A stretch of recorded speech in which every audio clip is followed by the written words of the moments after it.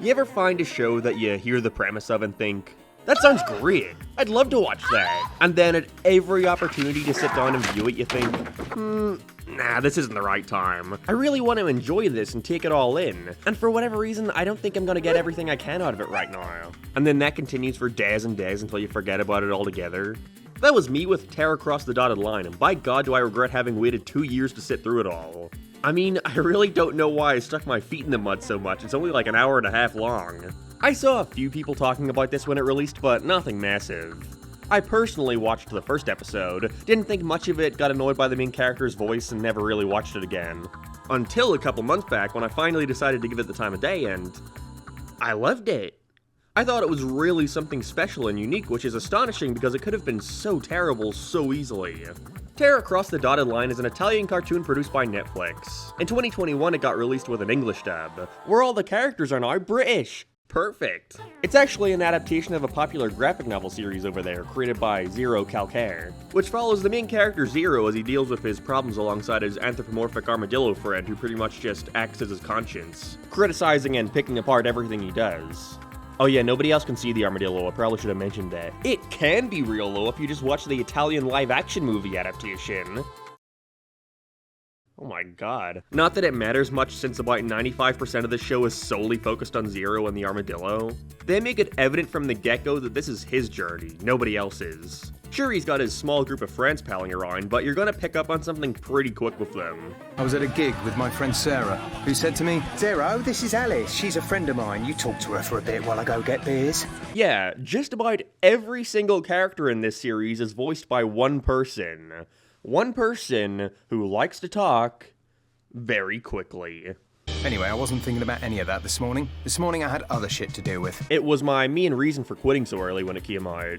It's one of those things where if you look away from it for like a second, you're suddenly like, wait, why is his mom a chicken? Just came off random for random's sake.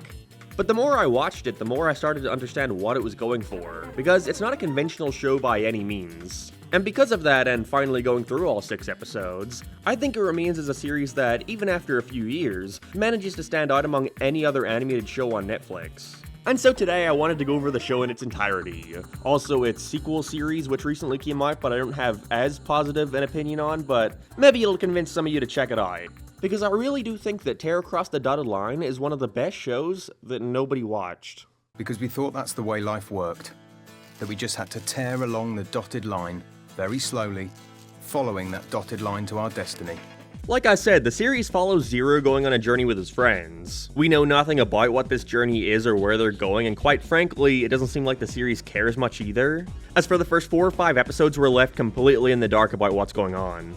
It's something you hardly realize, however, as a good chunk of every episode is dedicated to Zero recounting certain moments in his life, which can go from something as existential as him realizing as a kid that he's not the center of the universe and that nobody other than his family really care about him, to something as seemingly simple and uneventful as him trying to use social media while at the same time not letting his friend Alice see him active as he's ignoring her.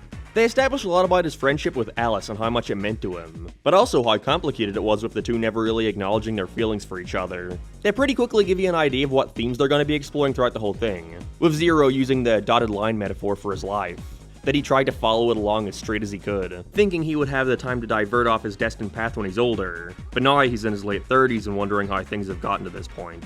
It's also worth noting that in this story, Zero is very overtly a stand-in for the creator. They don't even attempt to hide it, with them talking about his eventual career as a cartoonist. I really like that they barely focus on that aspect, however, and instead choose to mostly tell the story through flashbacks, when he didn't have things figured out. Given his general attitude and, well, his design, you'd be right in guessing that this is a very cynical character. He's got some snide comment to make about everything and doesn't mind his friends correcting him on his cynicism, as it means he can now complain about them being right all the time.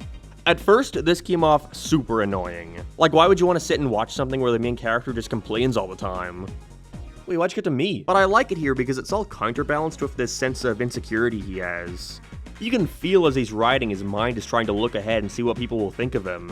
And so he quickly acknowledges that and then moves on. You really get this feeling that any thought that came to mind was put in the script. So I spent the evening scrolling through the titles thinking, it's not possible that all these films are shit. You can't say all these films are shit. Second, do you really think the stuff that you make is any better? Don't be arrogant. I'm not usually into this kind of meta-humor in TV shows. I tend to find it pretty cheap and an easy way to write dialogue. But the entire thing is built around it in a way that results in it having such a unique voice to it.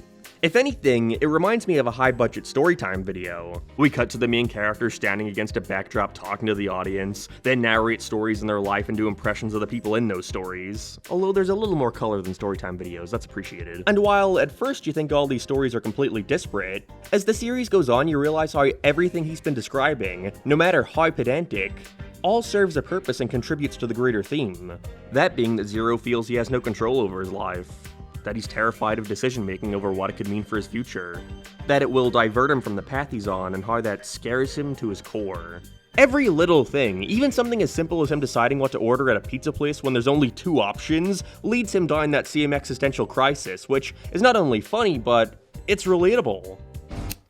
I look him in the eyes, and all I can see is the pain of an evening where 400 people before me couldn't decide what to eat. Maybe not the exact scenarios described, but we've all felt that feeling before, right? That feeling of comfortability versus fear of the unknown. The idea that when we follow along with what we always do, you're left feeling kinda empty, wondering what might have happened if we took that extra leap. But then what if you took that leap and ended up regretting your decision? It's like that saying, it's better to succeed no, that's not it. It's better to have loved and lost, but okay, never mind, that's similar though. You know what I'm talking about? Fuck it. Okay. It's better to have tried and failed than to live life wondering what could have happened if I had tried. Mr. Beast. I'm sure we can all relate to that feeling. I know I can. So there was a third scenario that I hadn't considered. The one where I had the same old pizza, there was no dramatic turn of events, and the world kept on turning in the same frustratingly placid way as it always has. Here's an example of the way they build upon these seemingly inconsequential stories. In episode 3, we learn about Zero's past and being a tutor and how much he hated it. How he feels he was wasting his time with kids who didn't actually care about what he was teaching them. Also, one turned out to be a Nazi that kind of dampened it. But later on in episode 5, he runs into one of the girls he used to tutor and is stunned to see her grown up, to see her like an actual human. And even worse than that, she's succeeding more than him. It breaks his whole view of how the world should work in his mind. He can't even comprehend how much of a failure that means he is, before realizing it's all his fault. That this is a direct result of his inability to make decisions and how that's what's holding him back. Long time, I thought that if I stopped tearing along the dotted line, I couldn't do any further damage. Except that's not how it works, because if you keep the same bit of paper in your hand for 10 years, even if you don't tear it, it'll get ruined. They come back to this dotted line metaphor a lot, and I understand why. I don't know if this has existed before, or if the author came up with it on his own, but it really is such a versatile and simple way for him to sum up one's life. And all the different ways you can try to take the easy route, but how much that also continues to mess things up. When you can just take the leap and start tearing. But even that has struggles. But I wasn't looking while I was tearing, because I was scared that if I looked up, I'd see that I was actually miles off the line. That's the thing. Despite the way the main character looks and talks and the way I've been describing him, this is not a depressing show at all. If anything, it ends up having a really positive outlook on things at times. Like that part I mentioned earlier where he realizes his teachers at school don't care as much about him as he thought. It would be easy to take that with the slacker approach, like sweet, no expectations. But they instead highlight how it's rather comforting. That you're allowed to fuck up through life and nobody will really notice or care because they're so caught up in their own. Don't you realise how great this is? That you don't need to carry the weight of the world on your shoulders. That you're just a single blade of grass in a field. Don't you feel lighter? Because of everything being presented from Zero's point of view, it results in a lot of the other characters falling to the wayside. His friends, Sarah and Seko, are more so used as examples of the different directions one's life could go, with Sarah being stuck in a dead-end, demeaning job while putting on a smile in the hope of her achieving her dreams in the future, whereas Seko sees it as just a means to an end, living off online poker just to continue living carefree. And I wasn't that into the armadillo at first, but I honestly think it's more of an issue with watching episode 1 with no real context of what's going on. It's very much one of those series where they throw you right into it with no room to breathe, so the armadillo is just here, along with this other animal guy who never appears again beyond this one line. And while I'm sure to an Italian familiar with his graphic novels this would be fine, watching as an English person unfamiliar with who or what it was just didn't give me the best first impression. I've heard a lot of others share that same sentiment too, which is too bad. If you had that happen when watching the first episode, I would definitely recommend seeing it through to the end. Again, hour and a half, it's basically a movie. One thing that certainly drew my eye was the visuals. Not the animation itself, really. It's got that kind of tweened look to it, which I know isn't for everyone. But I personally don't really mind here because it caters to the art style so well. I love the harsh black lines that when you get real up close to them are all imperfect and wobbly. Reminds me of a Flash cartoon. And the constant harsh shading was a little distracting at first, but I began to appreciate how much it helps the art style. It does so much in making shots not look flat. One thing I want to praise for sure is the storyboarding and composition. It is spectacular. There's so much variety in these shots. It makes his long-winded rants so much more entertaining when paired with the animation. Like if he's talking about the pressures of what he should say to the girl he likes, we see him walking on a tightrope. And then it zooms out and shows that it's actually just a little bar that comes up when you're texting someone. It's simple and may not sound like a lot, but when you're watching it, it does so much in keeping you engaged.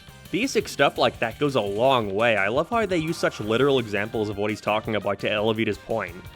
And they even occasionally switch up the art style in interesting ways, such as when he's fixing up his car and we see this little IKEA instruction doodle kind of style. It's great. The final 2 episodes, though, are when the show really picks up for me.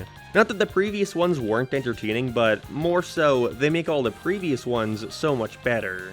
They reveal by the end of episode 4 that the reason he's been complaining so much, the reason he's been so in his own head about everything, is because if he isn't, then he has to think about where he's going.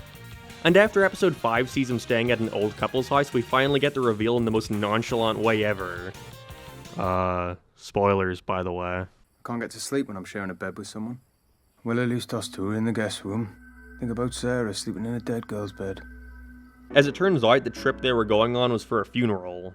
Alice's funeral. Staying at her parents' house just a couple weeks after she took her own life. I never mentioned it previously, but throughout the whole series, whenever Alice is talking, they put a weird robot filter over her voice. It's one of those things that when you watch episode 1, you're confused and put off by it. But now with the context, it makes so much more sense. He can't make an impression of her because he doesn't remember enough of what she sounds like to do what he thinks is an accurate version of her voice. The final episode of this series is really something special. The perfect culmination of everything they had been setting up throughout the show. Zero goes to the funeral and reflects on their time together, which makes him start to spiral as he starts wondering why she would do it, why she would want to take her own life. The blade of grass line his friend had tried to reassure him with when they were children doesn't have the same effect it once did. We cling on to the concept of comparing our lives to other people's that seem perfectly cut out. And perhaps they're only that perfect because we see them from afar. The thing that shocked me so much about this show is that it would have been so easy to follow that cynical theme to the end. To have the character just be that way and use it for comedy, kind of similar to Dan Versus or something akin to that. Interesting factoid, this whole video was like about this show and Dan Versus, but then I just got too into talking about this show.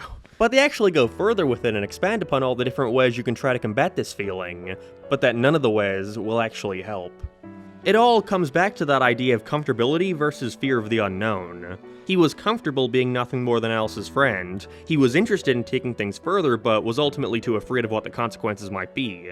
He was afraid it wasn't the path he was meant to follow. And because of that, he starts internalizing every decision he's ever made. Not making a move on her, not reciprocating her advances, even stuff that doesn't matter like him choosing to ignore a call that one time. He takes all of that on as his burden of responsibility, that he could have saved her.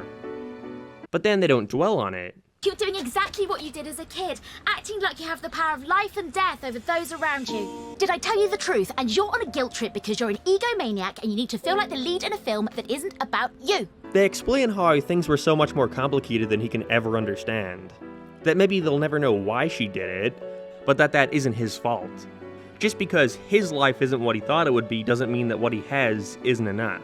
That he should appreciate it for what it is instead of comparing himself to everyone else. That as long as he has hope, then that's enough.